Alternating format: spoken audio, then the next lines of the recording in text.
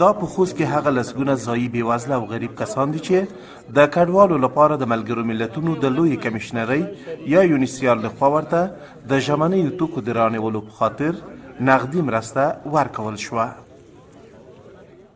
خپله زه زړه مشکل لرم، لکه مثلا زړه راح کې مې تکلیف دی، نو زه غواړم چې یو زه نه ډېر داسې کورنۍ دي چې هېڅ د سړو وسایلو ته شی نه لري او وړه غوړي بورې هېڅ شی نه لري، که نه کورونه په کریا دي. نو په دا خاطر چې خلک ډېر غریبون دي چې ډېره مرسته ورسره وشي. د مرستې ترلاسه کوونکي وایي دوی نه د خوراک او پوښاک توکي لري او نه د کوټو د تودولو لپاره ورسره د سونګ توکي شته. زه په پکتیا کې یم مندوزی ولسوالۍ او کونډه یم، هېڅ یو بچی لرم، سرپرست مې نشته. که چا کمک سره وکړو د منظوروي دواوې ته کوو نه غواړي، که چا کمک ونه کړو د پرېږدي ته نو او هېڅ واجه نه لرو چې موږ یا بخارۍ ولرو یا لرګي ولرو یا مثلا کور کې داسې هغه ولرو، بچیان یې وړوکی ده.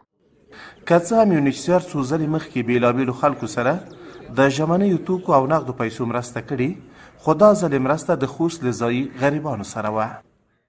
څه کم 300 ډېرو اړمنو کورنیو ته تقریبا د 215 امریکایي ډالرو په تعداد د ژمنیو مرستو په خاطر کمک کیږي چې دا کمک به انشاءالله په راتلونکي کې نورو کورنیو ته هم وغځېږي.